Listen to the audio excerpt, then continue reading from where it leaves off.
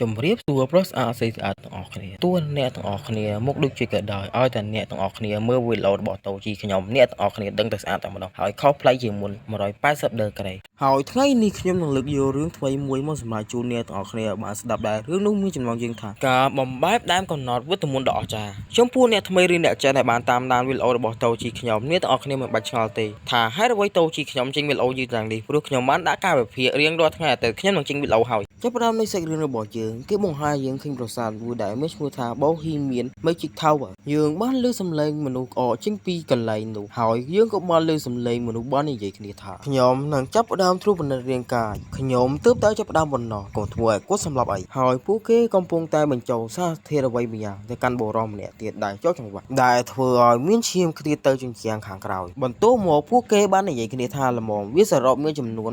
461វិនាទីហាក់បីដូចជាវាមានរយៈពេលយូរជាងមុនជាមួយនឹងសារធាតុចម្លងដែរហើយវាបានបង្ហាញលទ្ធផលថាវាបង្កើតភាពខុសៗគ្នាជាមួយនឹង talent របស់មនុស្សម្នាក់ៗមានគេបង្ហាញឲ្យយើងឃើញបុរសម្នាក់ដែលត្រូវគេពិសោធន៍ផងដែរបុរសម្នាក់នោះក៏ជាតួប្រុសក្នុងរឿងនេះផងដែរដែលមើលទៅសភាពរបស់គាត់ពិតជាវេទនាមែនទែនហើយបុរសដែលនៅខាងស្ដាំរបស់តួប្រុសរបស់យើងបាននិយាយថាវាមានរយៈពេល461 second ពេលដែលបានចាក់បញ្ចូលសារធាតុនោះទៅវាកើនឡើងចំនួន70វិនាទីតើយើងត្រូវហៅវាថា Magic Circle ដែរឬទេពេលដែលបានចាក់សារធាតុនោះចូលទៅក្នុងខ្លួនទៅវានឹងទប់ស្កាត់រាល់ជំងឺទាំងអស់ហើយបុរសដែលនៅខាងស្វែងបាននិយាយថាវាល្អហើយយើងគ្រាន់តែត្រូវការចាក់បញ្ចូលសារធាតុនោះឲ្យច្រើនជាងមុនតែប៉ុណ្ណោះដើម្បីកត់សម្គាល់ឲ្យបានកាន់តែច្បាស់ពីការពិសោធន៍មួយនេះសាច់រឿងក៏បានប្រាប់យើងផងដែរថាបុរសម្នាក់នេះគឺជាអ្នកដែលខ្លាំងជាងគេនៅក្នុង Tower មួយនេះហើយតួប្រុសរបស់យើងបានគិតក្នុងចិត្តថាខ្ញុំកំពុងតែស្លាប់បន្តិចម្ដងហើយតើហេតុអ្វីទៅតើមាននរណាដែលដូចខ្ញុំនោះទេគឺទទួលបាន talent នៃភាពវៃឆ្លាតប៉ុន្តែគេបាននិយាយថាអ្នកមានតែ talent នៃភាពវៃឆ្លាតតែប៉ុណ្ណោះបើ talent សម្រាប់រឿងអ្វីផ្សេងទៀតគឺអ្នកបញ្ចប់ហើយយើងបានឃើញ10ឆ្នាំពិសោធន៍ជាច្រើនរួមទាំង10ស្រមោចមួយផងដែរស្រមោចទាំងអស់នោះកំពុងតែព្យាយាមឡើងមកខាងលើយើងបានឃើញស្រមោចមួយបានឡើងមកដល់មាត់ដបដែលស្រមោចទាំងអស់នោះមិនធម្មតានោះទេវារួមទាំងចេះនិយាយទៀតផងវាបាននិយាយថាពេលនេះគឺល្អហើយពួកទាំងអស់នោះបានចាក់សារធាតុអ្វីចូលទៅក្នុងទូប្រុសរបស់យើងដែលធ្វើឲ្យទូប្រុសរបស់យើងបានស្រែកជាខ្លាំងហើយទូប្រុសរបស់យើងបានស្រែកថាឈប់ខ្ញុំប្រាប់វាថាឲ្យឈប់ណាហើយអាប៉ែដែលខ្លាំងជាងគេនៅក្នុង Magic Tower នេះបាននិយាយថាគាត់ពិតជារំខានណាស់អ្នកផ្ដល់របាយការណ៍មកកាន់ខ្ញុំពេលដែលអ្នកបានធ្វើការរួចហើយអ្នកក៏របាយការណ៍បានតបថាខ្ញុំទទួលបាន Master បន្ទាប់មកទូប្រុសរបស់យើងបានគិតថាហេតុអ្វីទៅខ្ញុំកំពុងតែស្លាប់បន្តិចម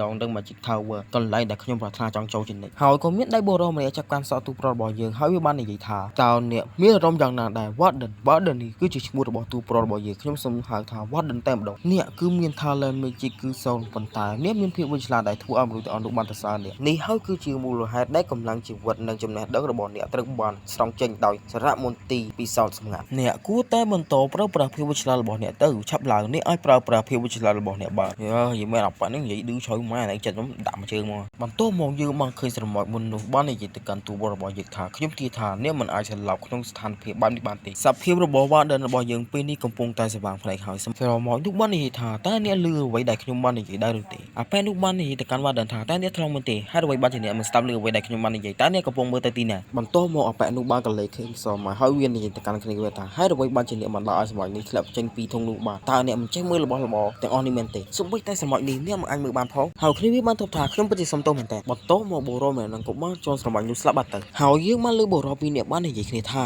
Warden មិនមានវេទមន្តមួយណាដែលអាចកំទេចសារជ្រវៈនេះបានទេហេតុនេះហើយទើបធ្វើឲ្យគាត់មិនអាចតបតជាមួយពួកយើងបានហើយបុរសដែលនៅក្បែរនោះបាននិយាយថាអញ្ចឹងវាជារឿងល្អសម្រាប់យើងហើយយ៉ាងណាវិញសូមអរគុណទៅដល់គាត់ដែលឥឡូវនេះដែលធ្វើឲ្យយើងមានប្រធានបទពិសោធន៍ដែលមានចំណាត់ថ្នាក់ Iron នៅលើដៃរបស់ពួកយើងមិត្តភក្តិដែលគាត់មានបានចូលក្នុង Magic Tower នេះហើយបានសម្ពោធពីការសិក្សាពីក្រៅប្រទេសខ្ញុំអាណិត Rowling ណាស់ដែលមានភក្តិដូចជាគាត់ពេលដែលនិយាយទៅដល់ Rowling ជាមិត្តភក្តិរបស់ទូប្រុសរបស់យើងដែលធ្វើឲ្យទូប្រុសរបស់យើងបានខឹងជាខ្លាំងដែលធ្វើឲ្យពួកទាំងនោះវាបានភ្ញាក់ហើយវាបាននិយាយមកកាន់ទូប្រុសរបស់យើងថាហេតុអ្វីបានជាអ្នកមានការខឹងយ៉ាងតក់ថ្មល់បែបនេះWardenរបស់យើងបានរើបំរាស់ដើម្បីចង់វាយប្រហារអ្នកទាំងអស់គ្នាដោយសារតែទូប្រុសរបស់យើងមិនមានវេទមន្តអ្វីដឹងតែត្រូវពួកគេវាយឲ្យស្ពៃហើយក្រោយពីស្ពៃរួចទូប្រុសរបស់យើងបានស្រមៃការទៅ15ឆ្នាំមុនខ្ញុំបានធំធាត់នៅមណ្ឌលកុមារកំពៀពីពួកខ្ញុំគ្មានឪពុកនិងម្ដាយដូចគេក្តីស្រមៃរបស់ខ្ញុំគឺខ្ញុំចង់ខ្លាចជាគ្រូបង្រៀនវេទមន្តប៉ុន្តែនៅទីបញ្ចប់ខ្ញុំបានចូលទៅដល់កន្លែង Magic Tower នោះខ្ញុំបានត្រឹមតែធ្វើជាកម្មករធ្វើការនៅកន្លែងនឹងរៀបវេទមន្តបានបន្តិចបន្តួចតែប៉ុណ្ណោះ ទោះជាខ្ញុំធ្វើការងារលំបាកយ៉ាងណាក៏ដោយក៏ខ្ញុំមិនអាចប្រើប្រាស់វេទមន្តបានដែរអ្វីគ្រប់យ៉ាង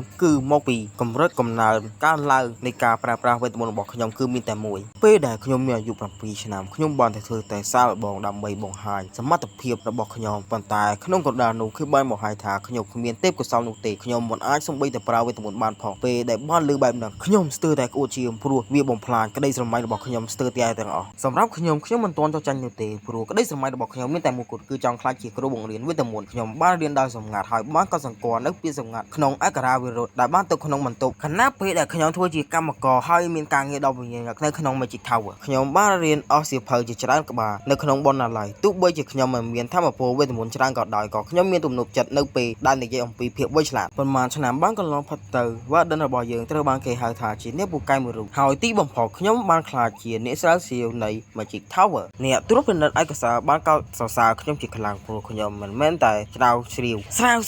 វេទមន្តធម្មតានោះទេខ្ញុំបានស្រាវជ្រាវទៅដល់ Magic Master ថែមទៀតផងនោះគឺជាពេលដែលខ្ញុំបានដឹងការពិតសូម្បីតែខ្ញុំមិនទាន់ដឹងនៅឡើយទេថាប្រាជ្ញារបស់ខ្ញុំគឺជា talent ប៉ុន្តែមិនមែនជា talent ធម្មតានោះទេវាគឺជាក្នុងពិភព talent តែម្ដងវ៉ាដិនរបស់យើងបានពិភាក្សាជាមួយអ្នកដែលបានត្រួតពិនិត្យឯកសារពួកគេបាននិយាយគ្នាជាច្រើនលូកាជាអ្នកស្រាវជ្រាវតែម្នាក់គត់ដែលនៅចិត្តខ្ញុំបំផុតទីបំផុតលូកាបានទទួលស្គាល់ខ្ញុំប្រហែលជាខ្ញុំនឹងអាចទៅ Magic Tower បានមិនមែនជាកម្មករដ៏វិមានមកទេប៉ុន្តែក្នុងនាមជាអ្នកប្រាជ្ញនៃវេទមន្តមួយរូបខ្ញុំបានទៅ Bohemian Magic Tower ហើយខ្ញុំបានជួបនឹង Tower Master លូកាបានដាក់ឯកសាររបស់ខ្ញុំក្រោមឈ្មោះគាត់ដើម្បីឲ្យខ្ញុំអាចមកដល់កន្លែងនេះបាន Tower Master បាននិយាយជាច្រើនទៅកាន់ Warden ហើយ Warden បានតបថាអ្នកគួរតែអនុញ្ញាតឲ្យខ្ញុំនឹងចាប់ផ្ដើមបង្ហាញរាល់អ្វីទាំងអស់ Tower Master បានងើបឈរហើយនិយាយថាខ្ញុំមិនដឹងថាមាន talent បែបនេះនោះទេដែលមានទេពកោសល្យជាអ្នកស្រាវជ្រាវបែបធម្មតាបន្ទាប់មក Tower Master បានលើកដៃ